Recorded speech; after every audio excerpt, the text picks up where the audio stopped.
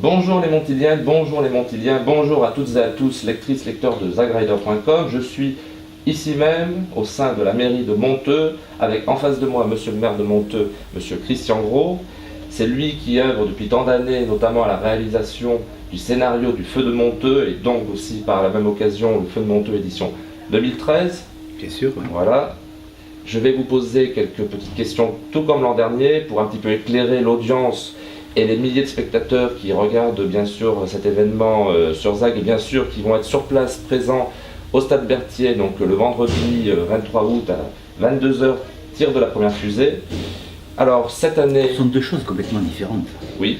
Le feu que l'on voit comme ça sur un écran de télévision et le feu vécu à Monteux. Parce que j'ai l'habitude de dire, et j'aime bien répéter, que le feu de Monteux ne se regarde pas de l'extérieur, il se vit de l'intérieur. C'est un événement, oui. C'est plus qu'un spectacle. C'est vrai que vous avez bien raison, d'autant plus que sur le son, on n'a pas le boom diffusé, il n'y a pas l'ambiance des gens. On n'est pas dans l'ambiance du feu. Et c'est important. Et il est vrai qu'aussi la vidéo est un petit peu un ersatz qui permet notamment aux personnes qui sont francophones, qui vivent loin de Monteux. Bon. Et ça leur suscite certainement l'envie de venir, et c'est ce que je souhaite pour bien sûr les prochaines éditions du Feu de Monteux. C'était le centre. Voilà, oui, mais vous avez tout à fait raison, vous avez tout à fait raison. C'est comme par exemple le Tour de France, c'est bien mieux d'être sur place que à la télé. Exactement. Donc cette année, le thème du Feu de Monteux, c'est Dipapé. Oui. Et la question va être assez simple, c'est pourquoi est-ce que vous avez choisi le thème de Dipapé, donc une histoire tendre entre un adulte, un grand-père et sa petite-fille. Oui, il s'agit d'un scénario intimiste qui met en scène deux personnages très différents. Un vieux papé, en l'occurrence Michel Galabru, 90 ans, et une jeune fille, sa petite fille, qui a 10 ans. Et ce choc de génération m'intéresse. Je l'avais déjà abordé un peu l'année dernière dans les secrets de Monteux, mais ce choc de génération m'intéresse parce que il correspond à deux visions du monde très différentes. Et c'est vrai qu'en 80 ans, parce qu'il y a 80 ans qui les séparent, et bien en 80 ans, il s'est quand même passé beaucoup de choses. Et donc, les yeux du grand-père n'ont pas vu le même monde que les yeux de la petite fille. Donc vous tentez en fait de sensibiliser les jeunes de notre époque qui sont nés quasiment avec une souris dans la main, un clavier, aux relations intergénérationnelles. En gros, pour faire simple, le papy qui a vécu des choses bien sûr que le jeune ne pourra jamais vivre, un échange de savoir, un échange de savoir-faire, de tradition. Oui, et ce qui m'intéresse aussi, c'est que malgré toutes ces différences, malgré tout ce qui les sépare et qui en font des personnes complètement différentes, eh bien ils s'aiment. Donc l'amour à travers tout ça, c'est sympa de le mettre en scène. Et à travers, en plus, des scénettes de la vie quotidienne, il n'y a rien de compliqué là-dedans. Ça n'empêche pas d'aborder quelques questions de fond.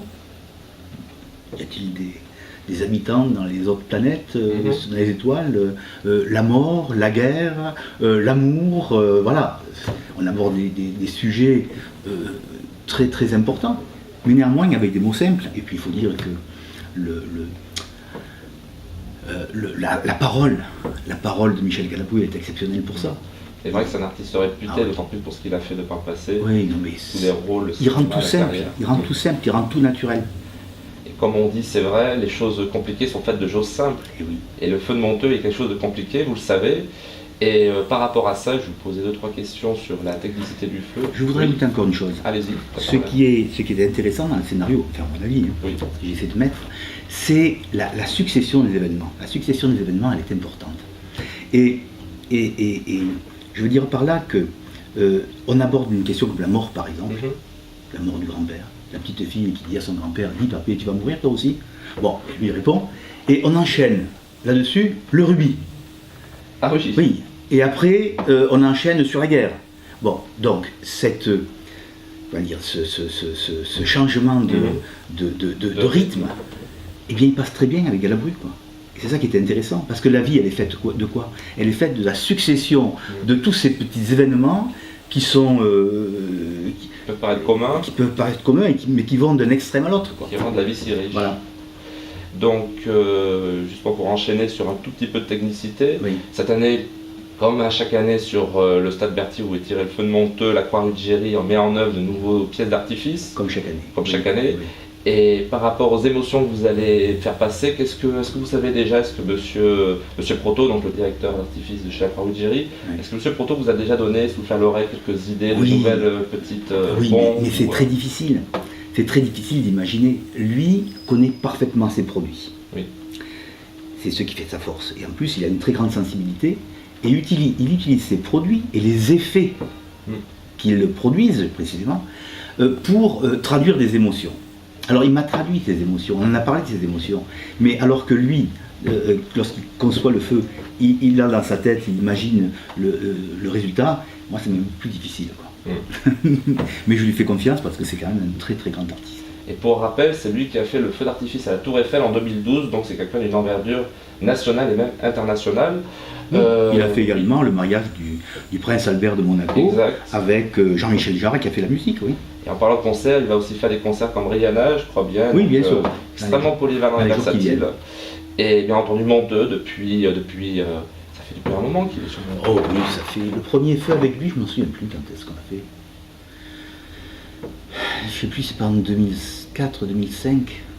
Ah oui, donc son talent est pratiquement 10 ans, quoi. Pas loin de 10 ans. Rodé, oui. Je sais plus, il y avait la flûte enchantée de Mozart, c'était en 2006. Oui. C'est lui qui l'a faite, cette flûte enchantée. Il me semble qu'avant, il avait fait aussi de la Terre à Titan. Comme vous le suscitez de la Terre à Titan, la conquête spatiale, le feu de Monteux est toujours plus ou moins en phase sur l'actualité, en phase sur ce que les questions sur lesquelles les gens peuvent se poser par rapport à l'actualité, par rapport au monde qui change, comme vous venez de le dire. Ce qui m'intéresse moi dans le feu de Monteux, en plus du fait que c'est quand même l'événement phare de la ville de Monteux, que c'est sa notoriété, ce qui m'intéresse c'est précisément d'explorer toutes les pistes qu'on peut explorer avec un feu d'artifice.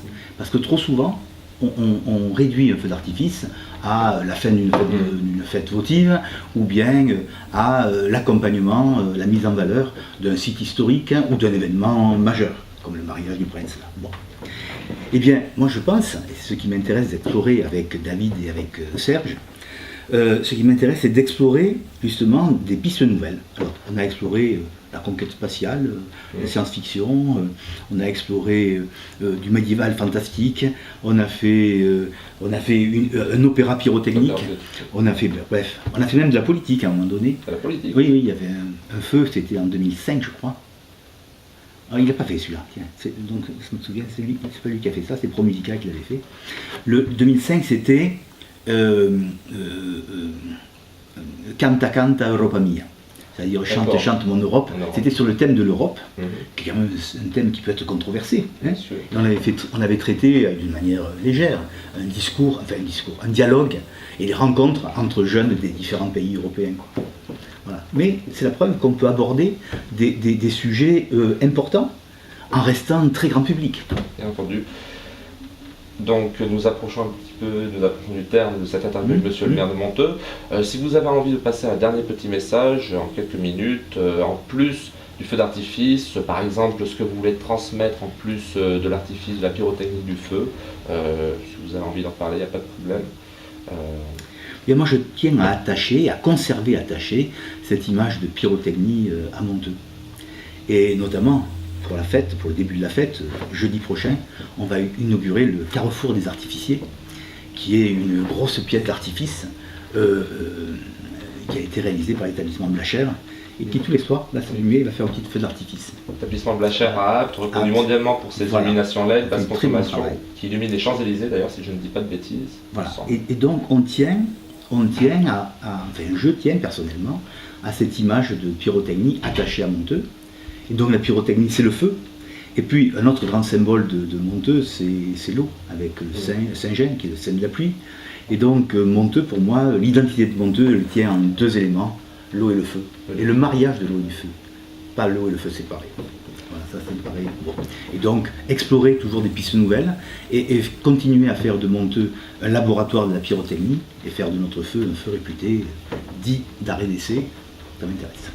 feux d'art et d'essai qui rayonnent en France et même, on pourrait presque dire, de par le monde. Monsieur Gros, je vous remercie beaucoup pour avoir répondu aux questions. C'est la fin de cette petite interview réalisée dans la mairie de Monteux.